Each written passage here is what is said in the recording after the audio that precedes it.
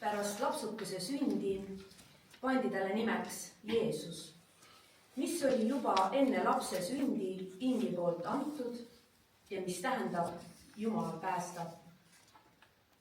Käsuõpetuse kohaselt pidi iga esmasündinud poeglaps perekonnas Jumalale pühitsetama. Kui Jeesus sai 6-nädalaseks, tõid Maarja ja Joosep ta Jeruusalemma templisse.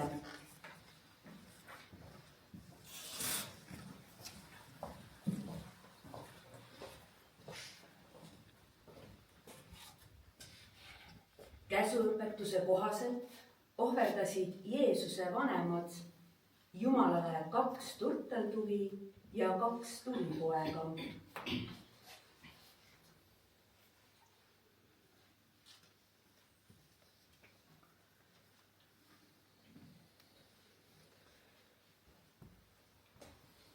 Sel ajal elas Jeruusalemmas jumalakartlik vanake Siimeon.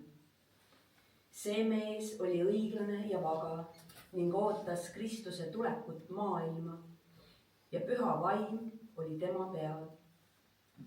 Püha vaim oli talle ilmutanud, et ta ei sure enne, kui on näinud issanda Messiat.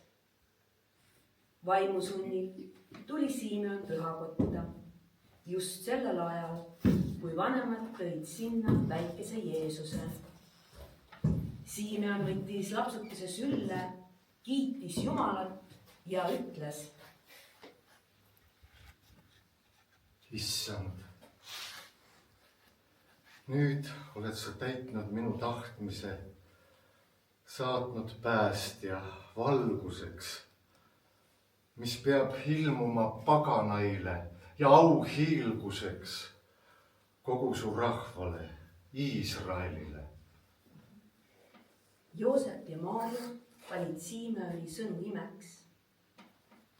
Siis Siimeon õnnistas neid ja ütles Maarjale: vaata, ta on seatud langemiseks ja tõusmiseks paljudele Iisraelis ja tähiseks, mille vastu räägitakse, et saaksid avalikuks paljude südame mõtted. Ent sinu omastki hingest peab mõõk läbi tungima. Nende sõnadega viitas Siimeon sellele, mis Jeesust ees ootas. Seal oli ka prohvet Hanna. Tema ei lahkunud pühakojast, vaid teenis Jumalat ööd ja päevad vaastumiste ja palvetamistega. Tema tuli sel tunnil sinna ja ülistas Jumalat ning kõneles Jeesusest kõigile, kes olid päästja sündimist oodanud.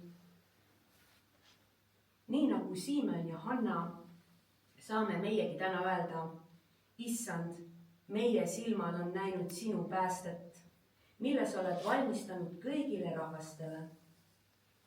Võime minna kirikust tagasi oma argipäeva, täidetud uue lootuse ja rõõmuga.